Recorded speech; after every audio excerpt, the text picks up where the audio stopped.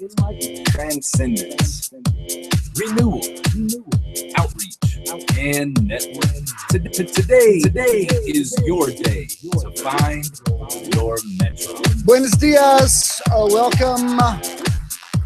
Thank you for being here this morning. And those of you who just logged on, wherever you are on the Bishop of the Now page, we thank you for finding us. It's a great day. You look awesome. You got better looking and skinnier and hotter and more attractive, and you're just altogether better than you were this time last week. I don't know what you did, but it's working. Whatever you're doing.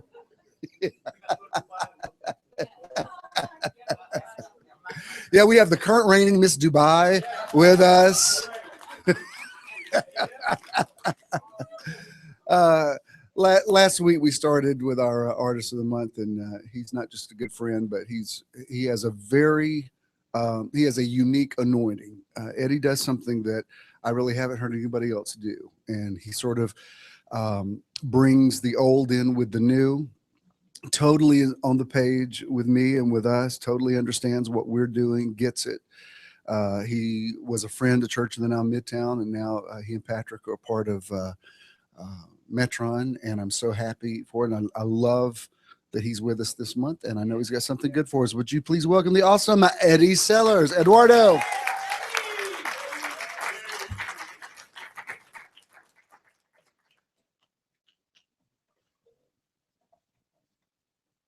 Let's all remain standing, and we'll just do this.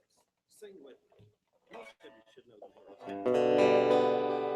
Oh, how great is our God.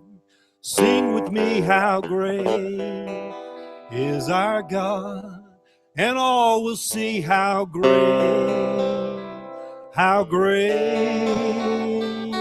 is our God. The splendor of a king, clothed in majesty. Let all the earth rejoice. Let all the earth rejoice. He wraps himself in light. Oh, and darkness tries to hide, and trembles at his voice, and trembles at his voice. Oh, how great is our God. How great is our God. And all will see how great is our God. Age to age he stands, and time is in his hands, beginning in the end, beginning in the end. The Godhead three in one, Father, Spirit, and Son, the Lion and the Lamb, the Lion and the Lamb. Oh, how great is our God. How great is our God. And all will see how great is our God. Well, he's a name above all names, worthy of all praise, and our heart will sing how great is our God. One more time. Well, he's a name above all names, worthy of our praise, and our heart will sing how great is our God. Oh, the splendor of majesty. Let all the earth rejoice. Let all the earth rejoice. Oh, he wraps himself in light. Oh, and darkness tries to hide, and trembles at his voice, and trembles at his voice. Oh, how great is our God. Oh, how great is our God. And all will see how great is our God. Oh, age to age he stands. Oh, he holds time in his hand. Beginning and the end, beginning and the end. He's the Godhead, 3 and 1. Oh, he's Father, Spirit, and Son, the Lion and the Lamb, the Lion and the Lamb. Come on, church. Oh, how great is our God. Sing with me, how great is our God. And all will see how great is our God. Oh, he's a name above all names, worthy of all praise. And our heart will sing, how great is our God. One more time. All right now. Well, he's a name above all names, worthy of all my praise. And my heart will sing, how great is my God. Oh, how great is my God. Sing with me, how great is our God. And all will see how great is our God. Just one little verse of this. Then sings my soul, my Savior God, to thee. Lord, we love you this morning. How great thou art. How great thou art. Then sings my soul, my Savior God, to thee.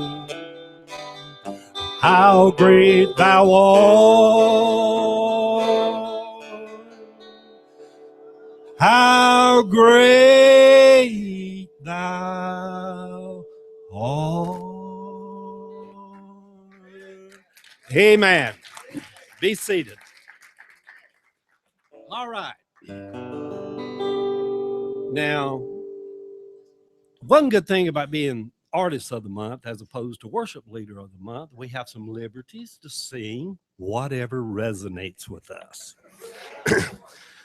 Now, METRON, as far as I know, is not a church, although, Lord, it sure did feel like an old-time church last Sunday up in this place.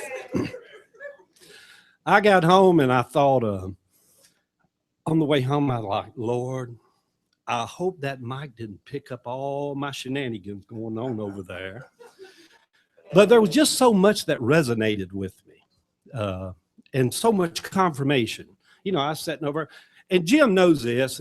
If he ever, you know, when he's really in the thing or he's on fire, at some point, me and Jackie try to take it away from him. We're like, go on and sit down now, Jim. We got this. Go on, you know.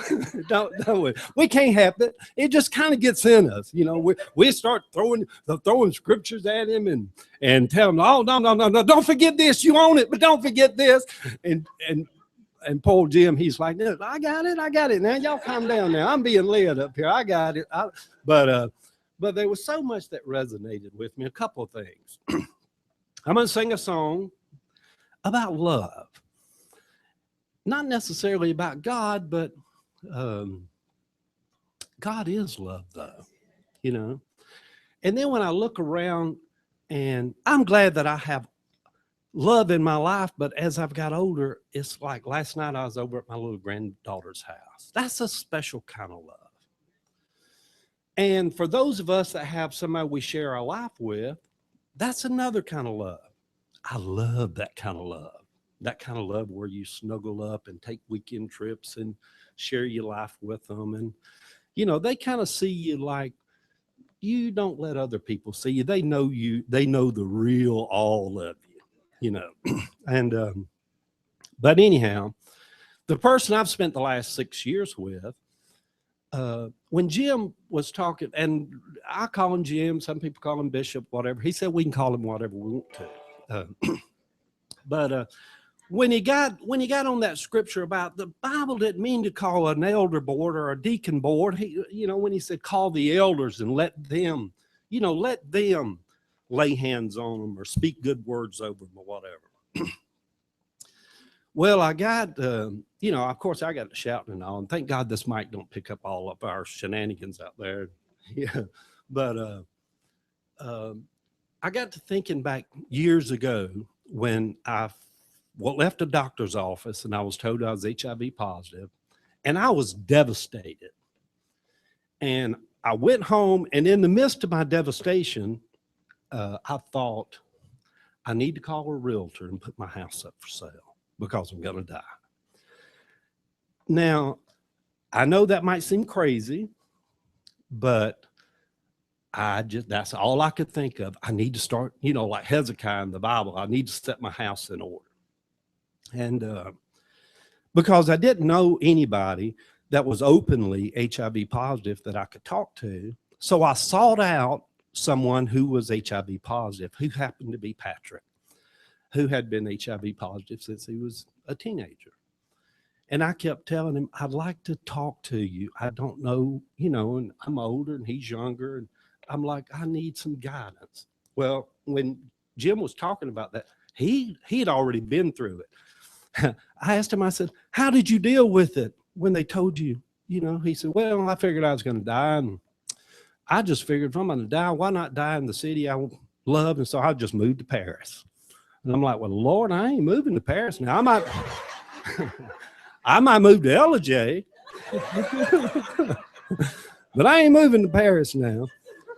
But anyhow, over the course of the next year or so, he really counseled me and gave me the will to, you're going to be okay.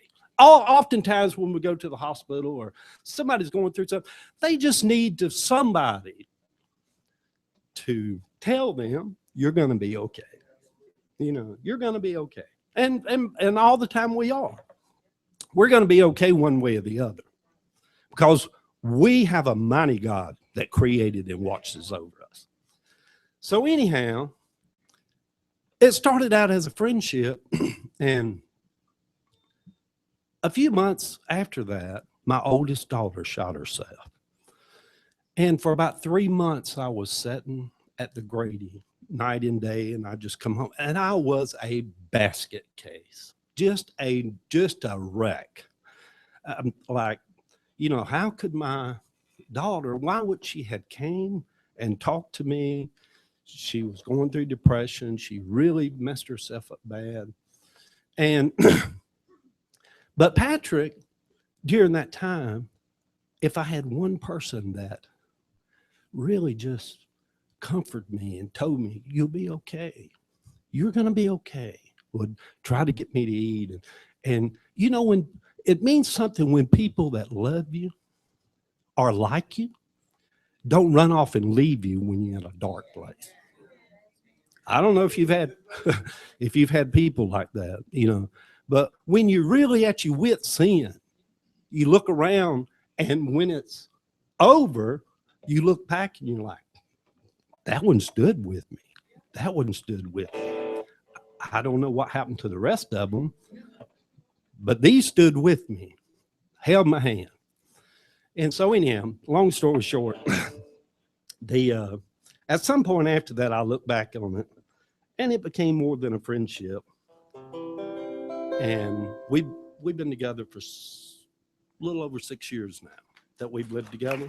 And he was supposed to have been here this morning, and he just wasn't feeling well.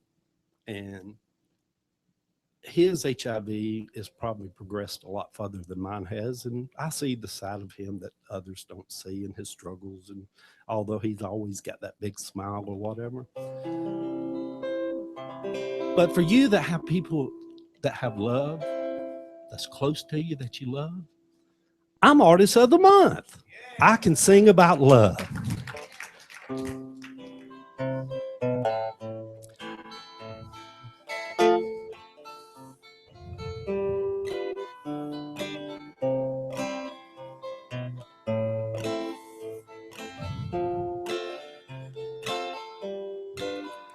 Oh, someday when I'm awfully low, when the world seems cold, I will feel a glow just thinking of you and the way you look tonight.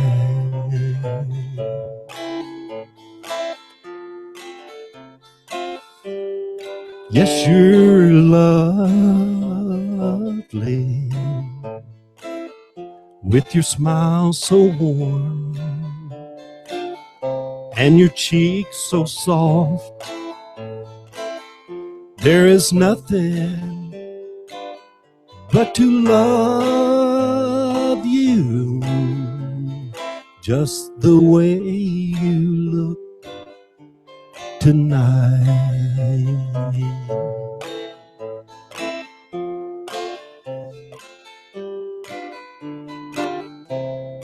With each word, your tenderness grows, tearing my fears apart. And that laugh that wrinkles your nose touches my foolish heart. Oh, lovely, never, never change. Keep that breathless charm. Won't you please arrange it? 'Cause I love you just the way you look tonight.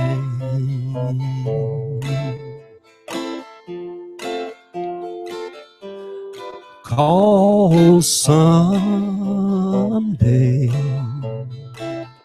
when I'm awfully low and the world seems cold, I will feel the glow just thinking of you and the way you look tonight.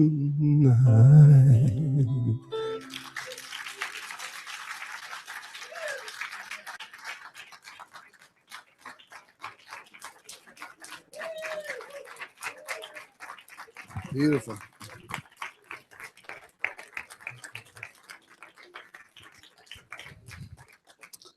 Thank you, Eddie. You definitely touched us. I love that we're in an environment where we can be just as real as it gets, because that's the environment of God. Y'all can sit down. I met this week with a young woman. I won't say her name. I don't think she would care if I did anyway. But she is a Facebook friend, and she went to Rhema Bible Training Center, was trained to be a pastor, everything. But she's also gay, and those two worlds just could not coincide. And so she flew in from Tulsa this week. She had some business here. She said, "Can I just have any of your time?" I said, "Sure." So I met her. She came in from the airport. I met her at a Starbucks, she said, I just want to tell you, I read your book and I held it in my arms close to me because I didn't want it to be over. And she said, I sat in my truck because I'm a lesbian and I have to have a truck. And, she said, I read it. I didn't want it to be over with. But when we were talking, just the presence of God came in. And she has a church there in Tulsa, and they've got about 50 people strong. For an out woman in Oklahoma to have that size congregation, that's pretty impressive. And really, no, there was so much I didn't have to explain to her because we come from the same theological background. So we were just, I mean, the presence of God came down so strong. And she said, I just want to encourage you, because you told the truth about yourself, it set so many of us free to tell the truth about ourselves. I said, well, let me tell you why. And you've heard me minister on this a bunch of times. I said, but Jesus met the woman at the well, and he was always changing the energy on conversations. And so he was telling her about this concept of living water, and she says, well, where do I get this? And he says, go call your husband, which seems like a completely unrelated thing to say. What's that got to do with living water? And she said, I don't have one. And he said, you have well said, because you've had 5 husbands and the man you live with now is not your husband. And the Father is looking for people just like you, because God is a spirit, and they that worship him must worship him in spirit and in truth. Not God is looking for people that can't get relationships together, but God is looking for people who will just tell the truth and live. It's not a really good time to be talking business with them. So let me let the dust settle in their office a few days this week, and then maybe if nothing else, we will send them a check and say this is our outreach for the month, and help them do what they do. Because I mean, homeless people got to eat, not just on Thanksgiving, but Thanksgiving does seem like a good focal point to do something. And Philip's been doing that for a long time, and I'd be fine with doing it with Hosea Williams or any of the people in town that have done that for a long time. Balance is very important. Like, I believe in prosperity. I believe in having a prosperous life, but I also know that not everybody's where I am on that. So when a person comes up and says, do you have $1 or whatever, a lot of times I say no, because when you live in the city and walk as much as we do, that video where the girl's walking through New York and all the guys are hitting on her, I could do a video like that, only it would be 3 times as much of guys asking me for change. So because we walk a lot, it's like, no, buddy, not tonight. No. But then there'll be somebody that I think, you know what, I'm going to do something for him. Or if somebody's hungry, especially if it's a woman, it's unusual to see a woman on the streets. And so I usually will do a little extra for that if they have kids. Absolutely. But that doesn't mean I compromise on the fact that I believe in prosperity, and those things are compartmentalized in my mind. Like, even I wrote about this last week. I walked out of here just tingling with the energy from that message about health. And then, a few hours later, Daisha passed away. And it's like, you're trying to, how do I compartmentalize all this? Because my heart's going out to someone who has lost a battle, but it makes me feel even more committed to teaching on health. And so, I keep those things separate in my mind. Just because that happened with one person does not mean that the teaching on health isn't even more important. So you don't want to be insensitive.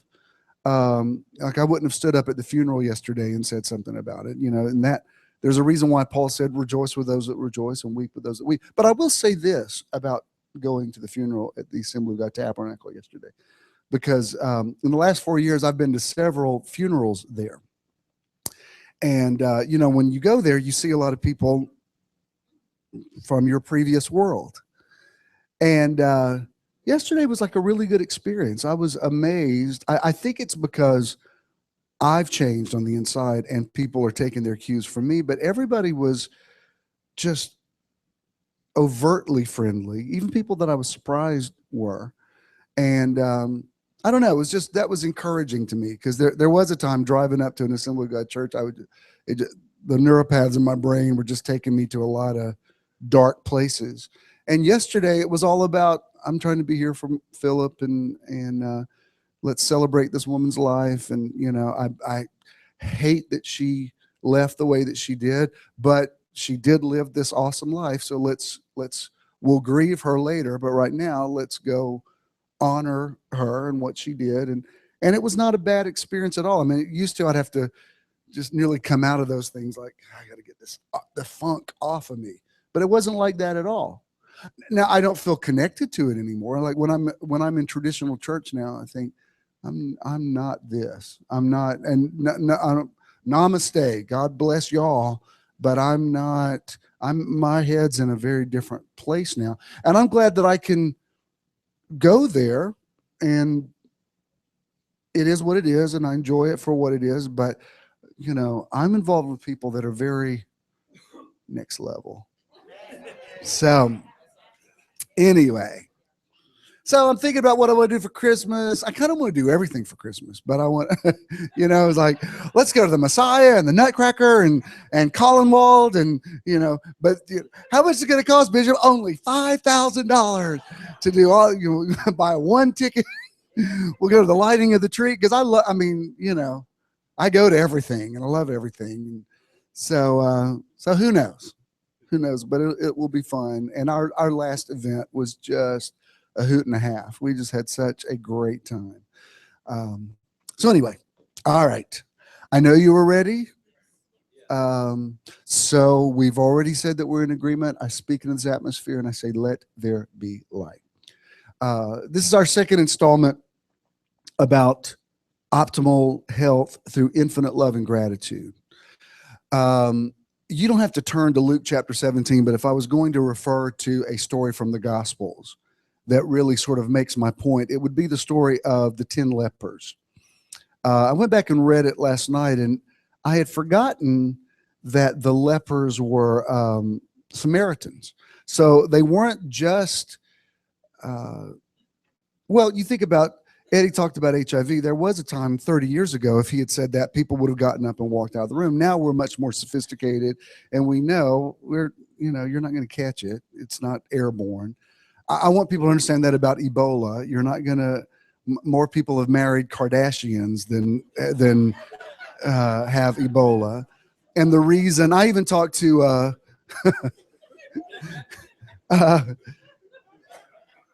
he's out of town this week, but I was talking to Wellington because he's from Liberia. And he said even there it's gotten much better. The people in West Africa, most of them that have Ebola are dying from poor conditions. It's not the disease that's killing them. They're dying from dysentery, and most of just basic hygiene and sterilization would take care of that. So, you know, for all the people that are freaked out over that, you know, it's so unlikely that, I mean, you'd have to be working in a clinic with Ebola victims. And even then, I'm not sure you would contract it. And even if you did contract it, it's not necessarily fatal. So get a grip. I mean, more people die of the flu every year than anything else. And so that doesn't keep you indoors, and you can't live in fear. What was the point? What was I telling you that? Oh, about leprosy. Now, leprosy not only was airborne, it actually, and I don't understand how this works, but leprosy would actually get in physical, in material. Like it would get in the house. It would get in the walls, kind of like mold and mildew does. And once it did, you'd have to burn the house down. So lepers lived in what they call leper colonies, and it was a legality that if you saw someone approaching you, you had to call out unclean. So can you imagine, not only you're having to continually keep yourself marginalized because you're required by law to say I'm unclean. And what's interesting about this story, you know, the story about how these Samaritans who were already disconnected from Jesus just because of their culture and their ethnicity. Well, here they're lepers. So they call out to him, have mercy on us. And he says, go show yourself to the priest, you're healed. So it says, it's not very specific there, but it says they were healed as they went. So there was some, I don't know how long it took them to went or to go, but there was a progression of healing until they realized that they were cured of it. But only one of them came back. Remember, Jesus said, well, there were 10 of you. Why is there only one of you? And the man, came and fell before him and profusely thanked him. And you don't see this in all of the translations, but there seems to be a difference with this one man, because he said, Jesus says to him, were there not 10 of you who were healed, but only one of you came back? And he says, your faith has made you whole. W-H-O-L-E.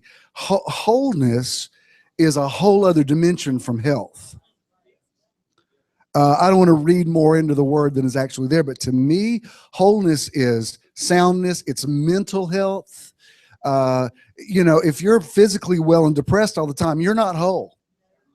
If you feel good but you're miserable, if you're unhappy, if you hate the life you're in, if you hate every day of your life, that's not wholeness.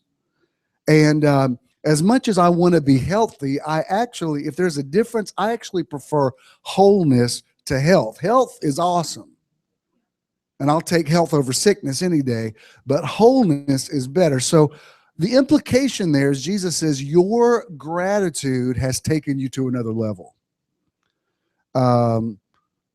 I believe, and I'm not speaking from medical authority here, but I think a lot of the people who go into remission actually are healed, but I don't think they know how to keep their healing. Back in the faith message, Kenneth Hagin used to teach on that a lot, about not just get healed, but keep your healing. Learn how to stand on the word to keep your health. And there is something to that. It's discouraging when you think you've been given a clean bill of health and you're so happy, and then you see a symptom come back. It's very discouraging. It's like, oh man, I thought I was done with this. And you have to learn how to resist that and say, no, I'm not gonna freak out on this. And this doesn't mean that it's coming back. It just means that I'm dealing with it and I know what to do. I know how to handle this. But that's why I think it's important to every day, not just wait till you feel some symptoms in your body, but you need to think health and talk health and move toward it. Even when you're feeling good, don't wait till the doctor gives you 6 months to live. You're suddenly going to get, I need to get healthy. No, you need to be moving toward that every day. It's amazing when you think about, and I don't want to freak you out on this, but you think about the disease germs that are probably floating around this room, that, they're everywhere. It's amazing that we stay as healthy as we do. Night before last, Ken was driving from Eatonton to Atlanta, and a truck just spun out of control and comes head on. And he was fine, but his car looks pretty messed up, and cars can be fixed.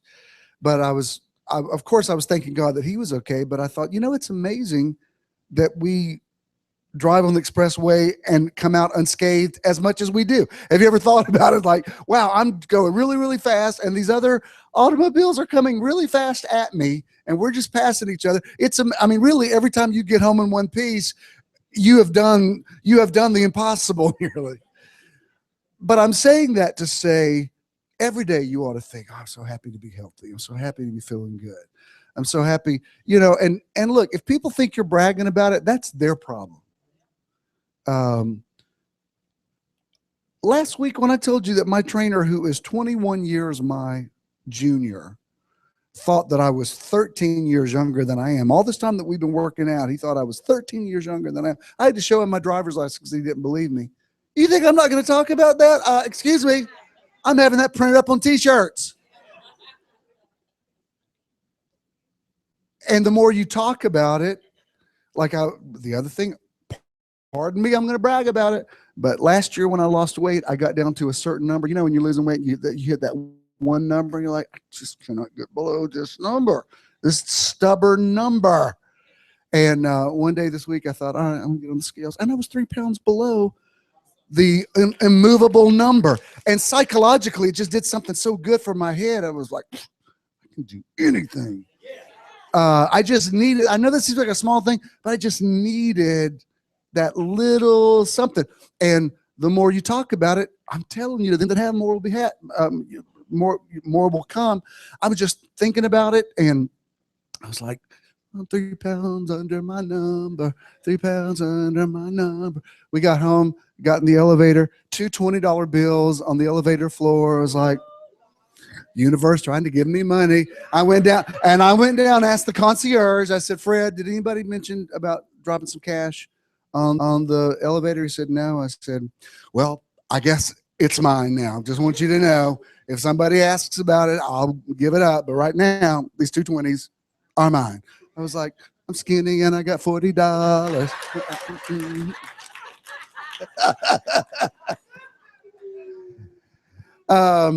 Now, you don't want to be obnoxious about it, but there is something about praising your life, and the more you talk it up, and you know, I don't know if you've ever heard of this concept of Thanksgiving. I don't know if you ever heard of it, but there's this thing the last Thursday of November where an entire day is set aside for that very thing. And I want you to eat turkey. I love it. I love the traditional turkey and dressing and cranberry sauce. It's one of my favorite meals.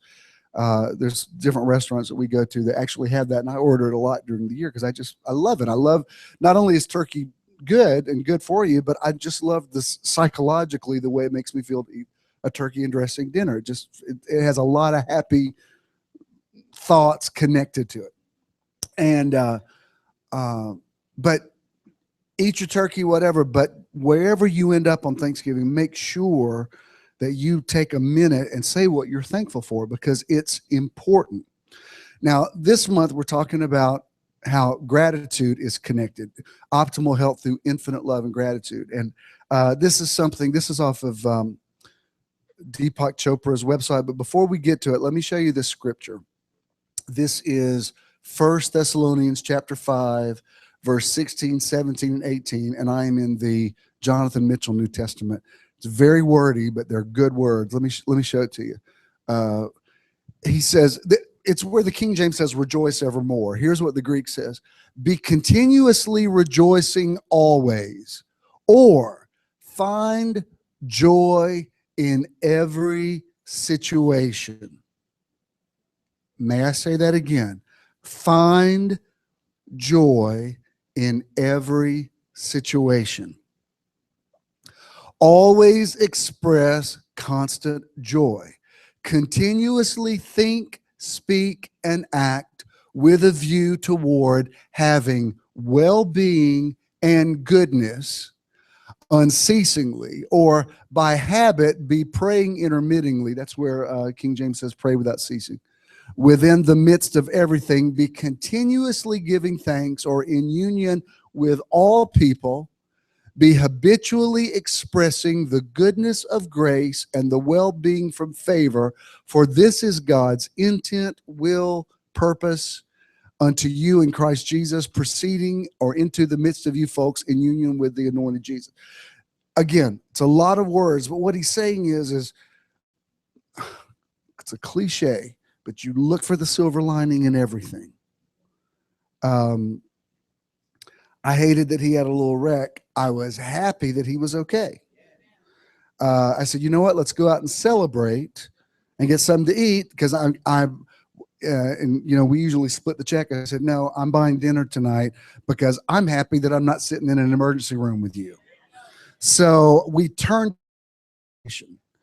and you know, I believe that good comes out of it if you demand good to come out of it.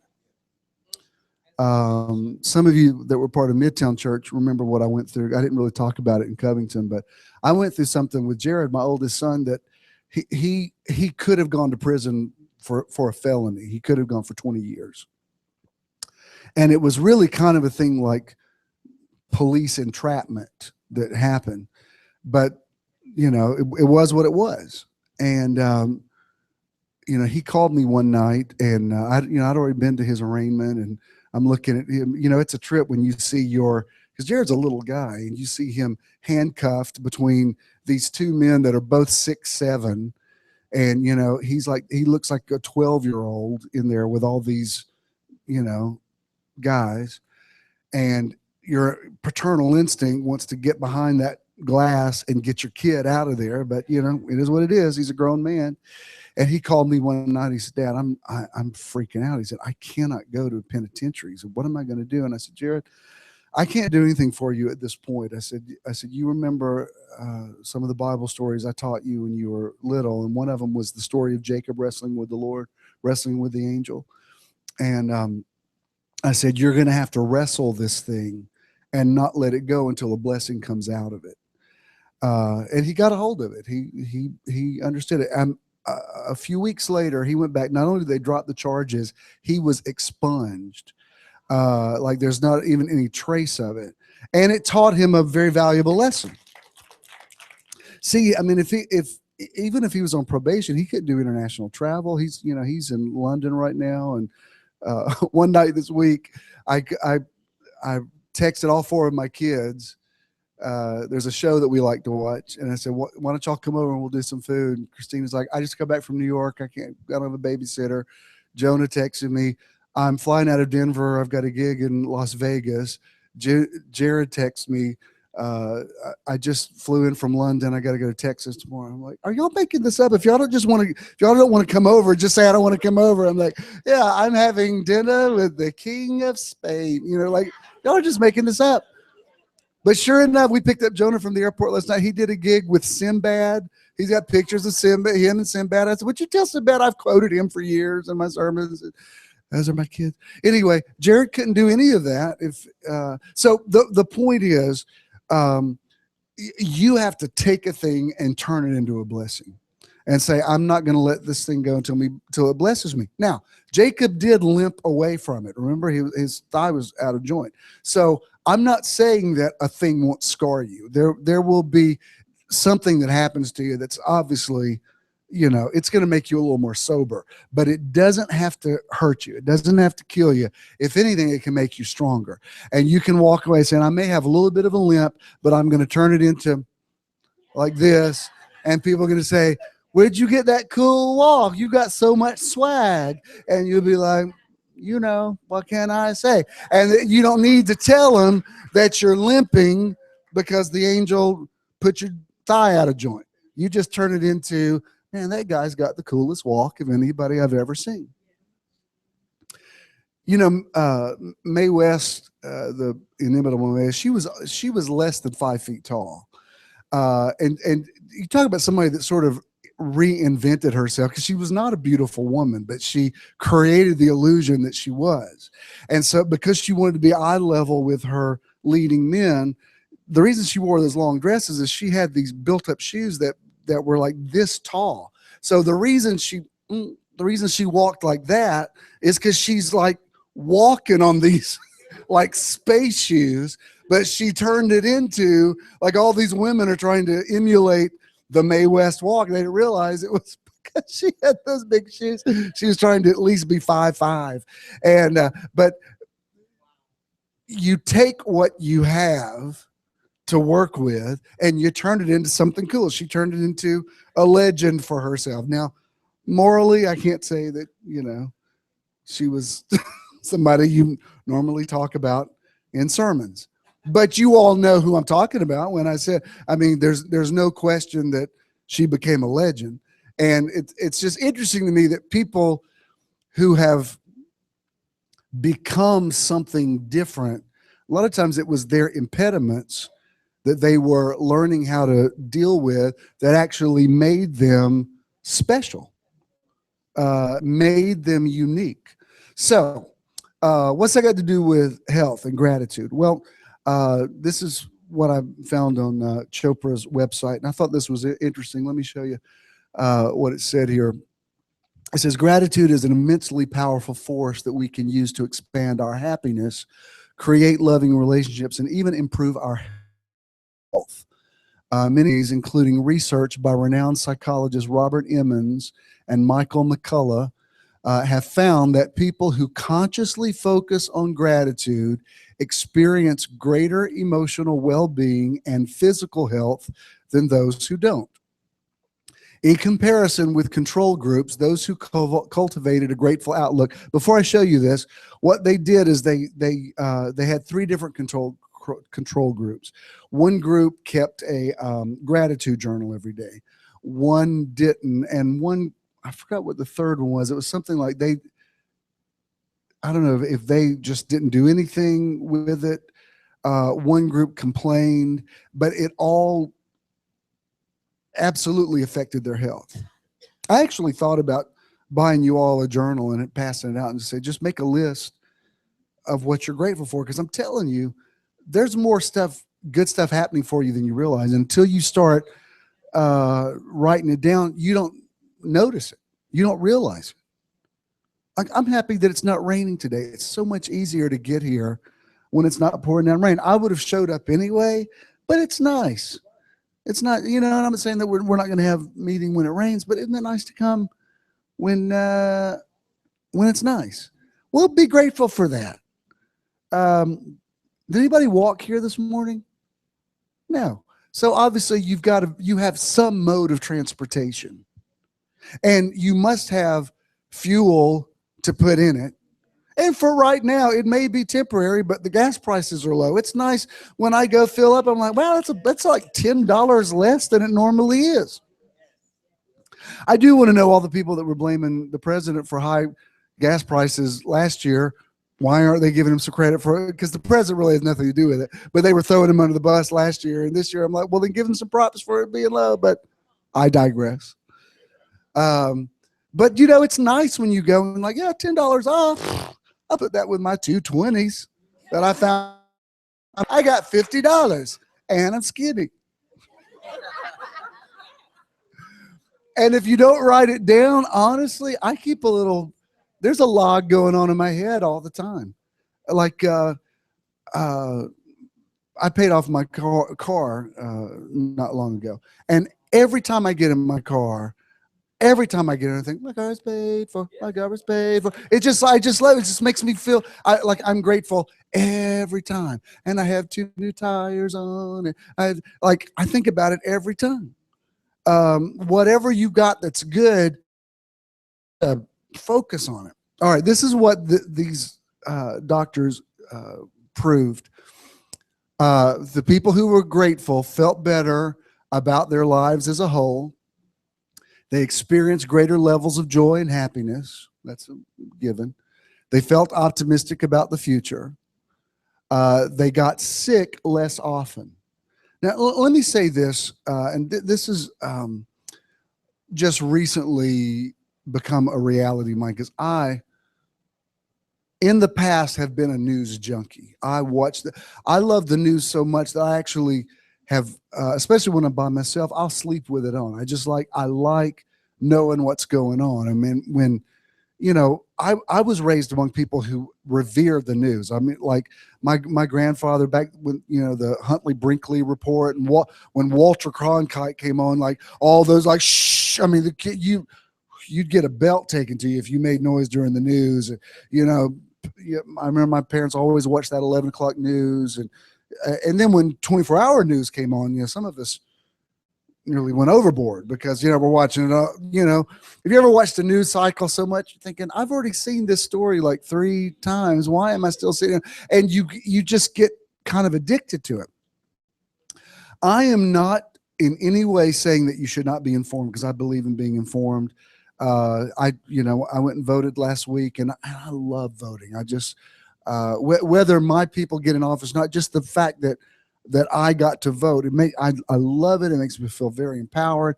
It makes me feel the best ideology about America. And I love it. But I tried to be as informed as I could be. There was a couple of things on there that I thought, I don't know what this, they always have amendments or something. I'm like, I'm not sure what that one's about. So I'd read it 2 or 3 times, and then I would go with my gut. And I think, well, I'm going to go with what I think is right. But I think you should know what's going on. When I get up in the morning, I'll turn over there and let me see what's happened, overnight. But I've gotten to a place where I don't think it's healthy just to watch it nonstop, because they're feeding you negative stuff. I think you should get caught up. Let me know what's going on. Let me hit the highlights. Let me hit the bullet points. But I'm not going to sit here and suck on this for the next 2 or 3 hours, because with it going 24 hours, there's no way you can't stop it. It's like, it's not a news program that goes off. It's just, and wherever you are, whether you're Fox or CNN or MSNBC or your bent is, it's going on all the time. And I think it negatively affects health. I really do. I think, I've gotten to where now it's like, all right, let me look at it. Let me see what's going on. I don't want to be caught in a conversation today where somebody brings up something I have no idea what it is. So I want to be informed, and it might be something I want to pray about. So, but just to sit here and feel that negative energy, because they're not telling you the good stuff. If a plane crashes, you're going to hear so much about that. Think about how many planes don't crash in a day. What if they reported everyone that safely lands? There'd be an entire network just devoted to that. So way more planes land than don't. But what you hear about is the negative ones. I wouldn't tell you what to do anyway, but I'm just saying, example means anything to you. I have greatly limited how much I watch the news. And I've greatly limited how much I expose myself to negative stuff online. Like there's some people that are on Facebook that everything they say is negative. Everything has an edge to it. And unless it's geared to me personally, I'm not going to unfriend them, but I don't read their stuff. It's like when I look at the news feed and I can tell from the first couple of sentences they're ticked off about something again. I'm like, you know what? I don't have time for that. You work out your own drama. And I just, again, it's not that I can't handle confrontation or whatever. It's just that I feel like every bit of information that's coming into me through my 5 sense gates is having a direct influence on my health. And so I need to be around something that's positive. I need to be around good words. And if you're telling me something that's going on, then tell me. Like even just last week with Wellington saying things are so much better in Liberia.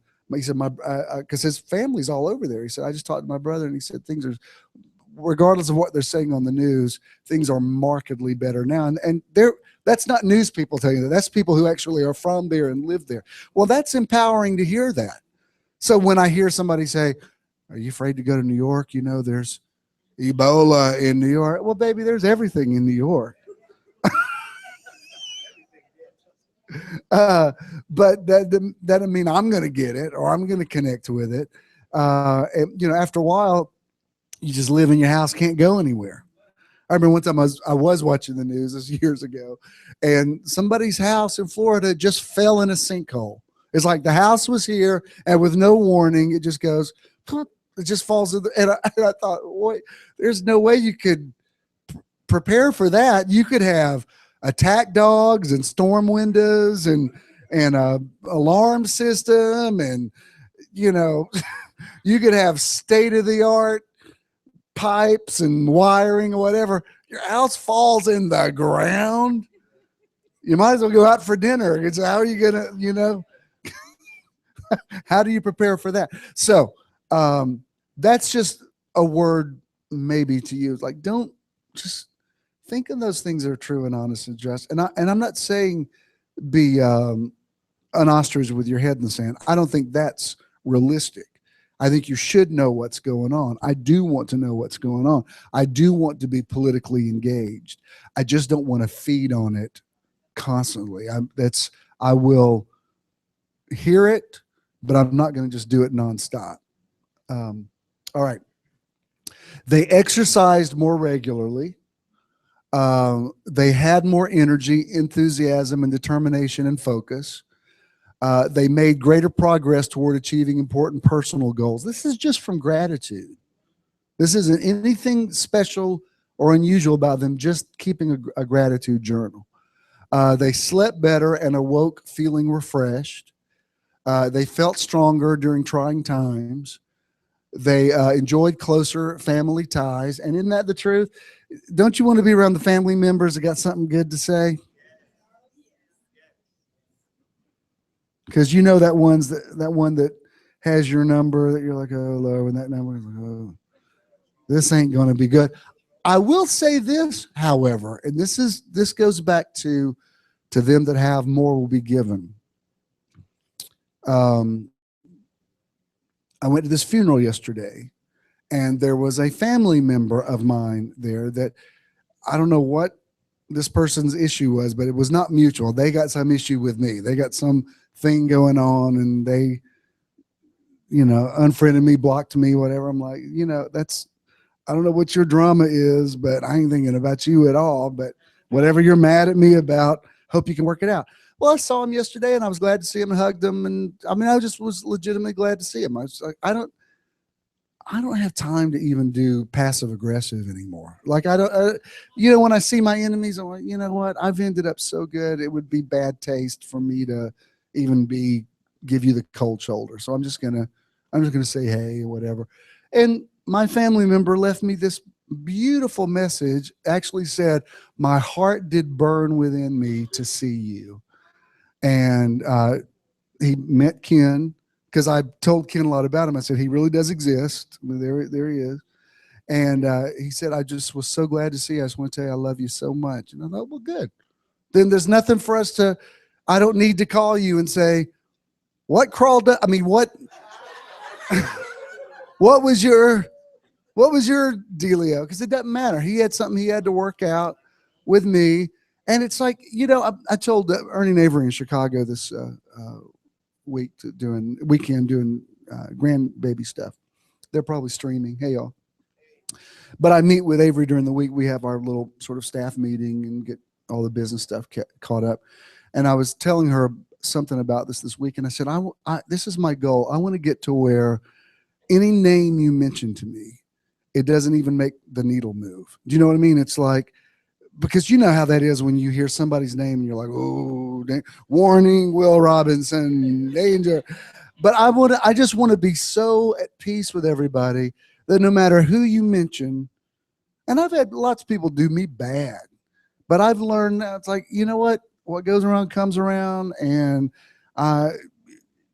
you'll get yours. And even if you don't get yours, I don't care, because I got mine. And the happier you become, the less you need to prove some point to somebody else. But ultimately it makes you healthier.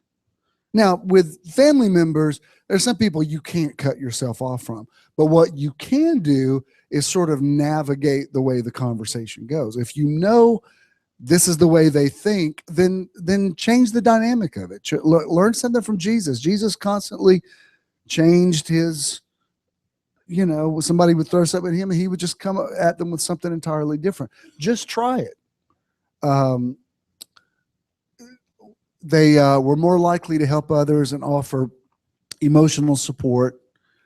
They experienced fewer symptoms of stress. And he ends up by saying, if you want more happiness, joy, and energy, gratitude is clearly a crucial quality to cultivate. It is a fullness of heart that moves us from limitation and fear to expansion and love. When we're appreciating something, our ego moves out of the way and we connect with our soul. Gratitude brings our attention into the present, which is the only place where miracles can unfold.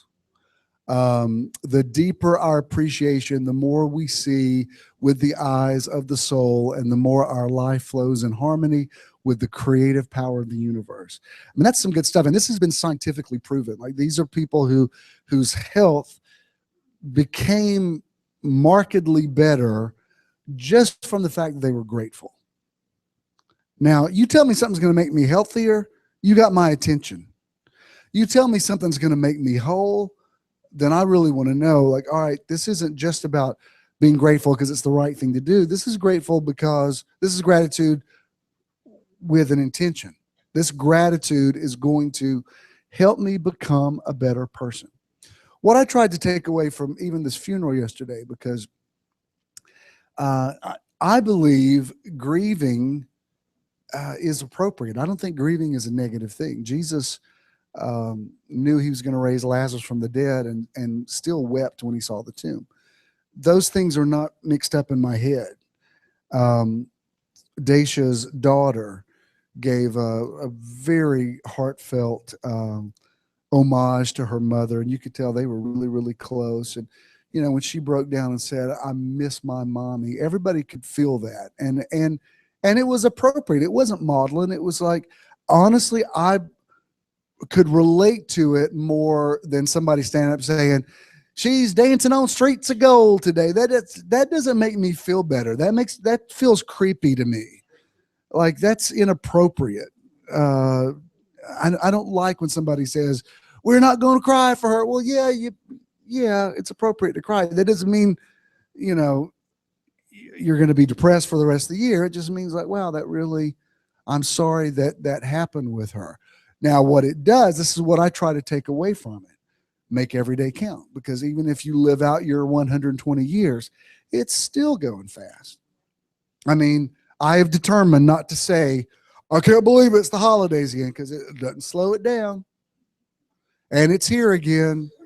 So when I walk in the mall and they've already got it decorated, I'm like, "Oh, wow, they did a great job with this. It's beautiful." Because all it does is make you miserable and sound like Ebenezer Scrooge when they're decorating them too early. Oh, shut up.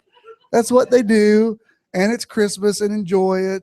And if some people, he's already listening to his Rod Stewart, because Rod Stewart does have a great Christmas album. Well, you know what? It's great music. Let's listen to it. I'm good with it, because it's going fast one way or the other. You might as well get on board and enjoy the ride. Because if not, you're going to be sitting on the sidelines going, "I can't believe another year. I can't believe another. Oh, there will. I can't believe." You're missing the ride. At some point, those girls that used to do the double dutch, and they were like trying to jump in. You just got to jump in and get like, "Well, here we go again. Wow, I wasn't expecting already, but I'm going to enjoy this one."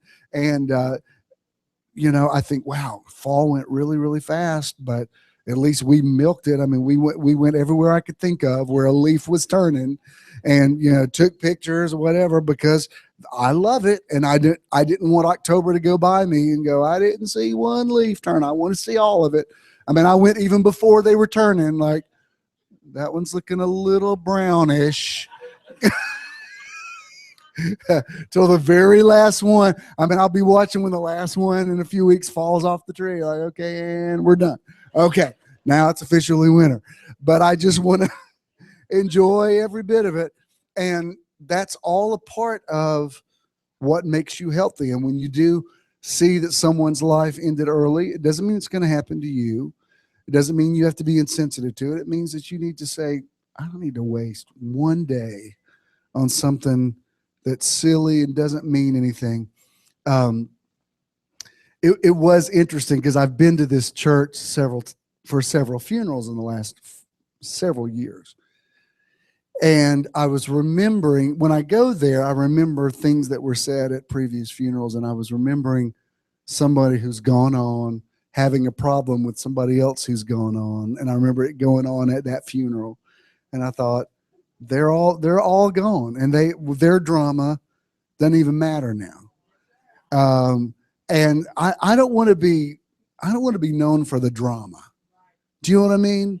What I hope is whenever I do go, I want everybody to say, "My God, he made the world a better place. I am such a better person for having known him." What I don't want is, "Dear Lord, he had a lot of drama." Every time you heard from him, it was some issue. I don't want to be that guy. I want to be like happy, healthy, skinny, finding two $20 bills in the elevator, low tank of gas, happy that my trainer thinks I'm 13 years younger than I am guy. That's who I want to be. I don't know about you, but we're all getting happier and healthier because we're grateful. Amen. Let's all stand. Thank you, baby. Tell the person next to you just something you're grateful for today. If it's nothing more than, "I'm grateful that you sat by me today."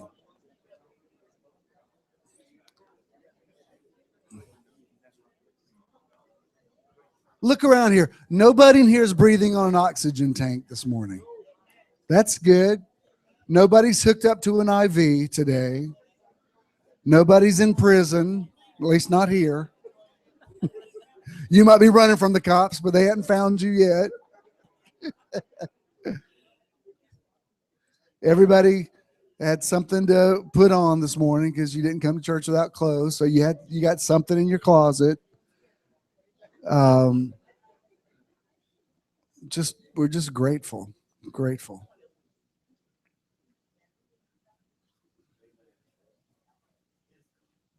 Somebody speak out. What are you grateful for today? Express your gratitude. Just tell me. Grateful that you woke up this morning.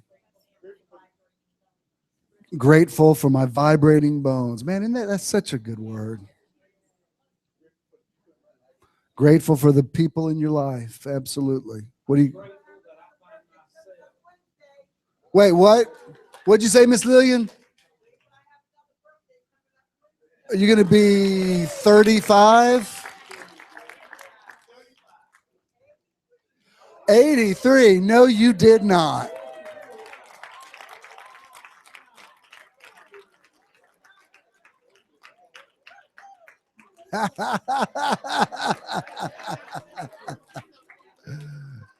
Miss Lillian's going to be 83 this week. Happy birthday to you.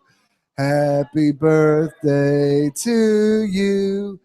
Happy birthday, Miss Lillian. Happy birthday to you. Yeah, that's good.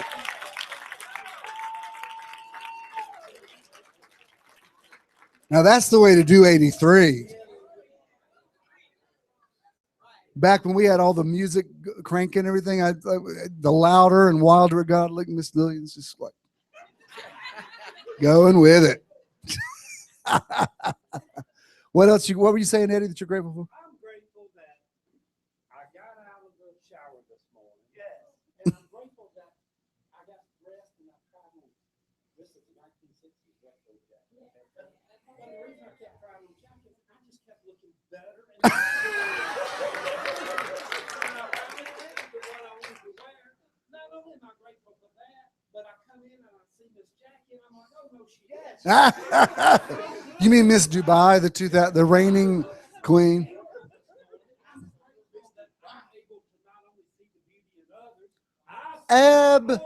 Absolutely. Don't you see that's how connected we all are? That's what you got to understand. When you're talking about yourself, you're talking about like, I'm doing well, you're doing well. We're all, that's what I was talking about last week.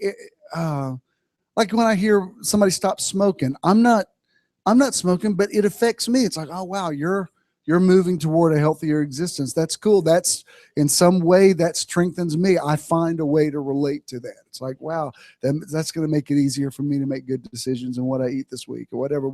And that's why we do need a community. That's why you need that, exhortation with one another. That's good stuff. What else are you grateful for?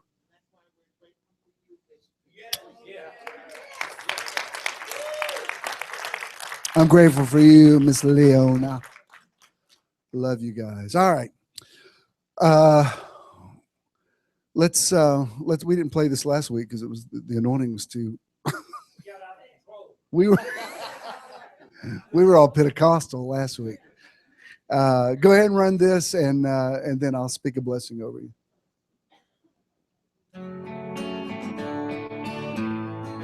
Contributing at METRON is quick and easy. Simply text the amount you'd like to contribute to 404-620-5044. Once you've sent the amount you'd like to give, you will receive a link. Clicking the link will take you to a one-time registration form. This will make the contribution process even easier in the future. Once you've filled out the information form, you will then see a successful registration and donation page. You can now give anytime by simply texting an amount to this number. To set up recurring contributions, log on to visionthenow.com and click Simple Give. We have more information on how to do this available for you in the back of the room. Thank you for your investment in METRON. Thank you, Miss Avery. I miss you guys today. Just reminded me because Ernie and Avery took us to see this week. it may not be your cup of tea if you're not a sci-fi fan, but the movie Interstellar is actually really kind of cool. Are you going to see? Have you seen it yet? I'm not going to give you a spoiler, Michelle. I'm just saying, it's just to say it's a good movie is not a spoiler. I'm going to follow you in there and go, let me tell you what happens now. Let me tell you what happens now. Let me tell you what happens now. All right, I won't say any more about it. I'm just saying there might be some cool stuff. You know what? This is not about the movie. Relax. I love stuff like this, but you know, I already mentioned about Rachel saying to me that she got it, that, you know, new neuropaths open up in our brains. That's very interesting. Of all the things that she's heard me say, that's what you retained. And I was so proud of you. And then this week, you know, my parents, I told mom and dad when I started this, I said, look, don't feel obligated to come every Sunday. And they took me seriously. However, a few weeks ago, my mom said to me, she says, you know, I don't understand quantum physics. And I know in my mom, that was her way of saying, stop talking about stuff people don't understand. So I said, well, you'll get it. Well, we went over there last week and she said, let me tell you this thing I saw online about quantum physics. And I was like, what? My mom gets her laptop out and puts her glasses on and is reading this thing about, I've read it before, but it's like organs are made of tissue. Tissues are made of what? Cells are made of molecules. Molecules are made of atoms. Atoms are made of, and it gets down to the lowest thing, which is energy. And I'm sitting here looking at my mom read this to me, and I could tell she was jazzed about it. And she said, so tell me, what is energy? I said, well, it's light, it's vibration, it's the word of God. All things are held together by that energy, whatever. And it's cool to me, whether people actually come here physically or not, which, you know, I want you all to come physically. That's why I tweeted today, there are so many people here today. I hope we don't have to call the fire marshal. I'm feeling claustrophobic. But little by little, I can see people are connecting the dots. And I just know that I did the right thing in coming here and bringing you here with me and getting us in this environment. And it's just, and you know what? You already know that. So that was cool. But I'm saying that to say, and this is not a spoiler, Michelle, some of your understanding of quantum physics will help you appreciate the movie a little bit more. That's all I'm saying.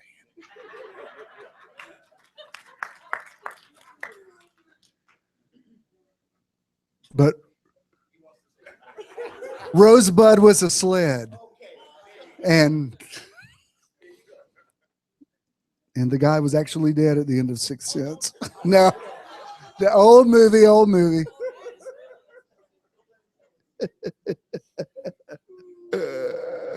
And Dorothy was just having a dream. It was earlier. Okay, good. You're well. You're healthy. You are being made whole. You are grateful because you know to be grateful, but also because you have much for which to be grateful. You are daily loaded with benefits. You are a blessed people. You have favor. What you set your hand to prospers. You're blessed when you come in. You're blessed when you go out. To them that have, more will be given. I bless your dreams. I bless your imagination. I bless the words of your mouth. Spirit puts a watch over your mouth and keeps you from snaring yourself. And what comes out of your belly flows rivers of living water. You're a blessing wherever you go. Every room you walk into, you improve the environment just by being there. You're the salt of the earth. You're the light of the world. You're a city set on a hill that cannot be hidden. Your bones are well. Your organs are well. Your mind is healthy. Your lungs are strong. Your muscles are revitalized. Your youth is being renewed like the eagles. You're not getting older. You're getting better. Age is just a number. You're releasing the better part of you. The better version of you is emerging. You've come through the fire, and just like the 3 Hebrew children, all the fire has done is burn the ropes off of you. It didn't destroy you, it set you free. You're free. You're free in your thinking. You're free in your emotions. You're free to express yourself. You're free to love. You're free to be grateful. You're going to have a wonderful week. You're going to have a productive week. You're going to get a lot done. You're just naturally prone to success. You're entrepreneurs. You're good business people. You make good decisions. You make wise investments. You have understanding of the market. You have understanding of how business works. You have understanding of how your body works. I just release a word of knowledge to you that whatever has been the missing element, that you just find that peace even this week, and it makes all the difference in the world. And I give you permission to enjoy your life and to be affectionate with one another. And if you need love, get some love, and be complimentary, and exalt people and exhort them, and have some fun and laugh and enjoy yourself, enjoy your week, even in your discipline. Don't let it become a religion to you, and let it just be easy. His burden is easy, his yoke is light. You can live a disciplined life because you're visionaries. The people do not perish because they have a vision, a progressive revelation, so they do not cast off restraint. When I see you this time next week, you will have already gone to another glory. Revelation is coming to you. I send you forth with strength and power. You're beautiful, you're smart, you're attractive, you're lovable, you're awesome, just like you are. And you wake up tomorrow saying, this is the day that the Lord and I are making together. God bless you. Go in peace. Rejoice and be glad in it.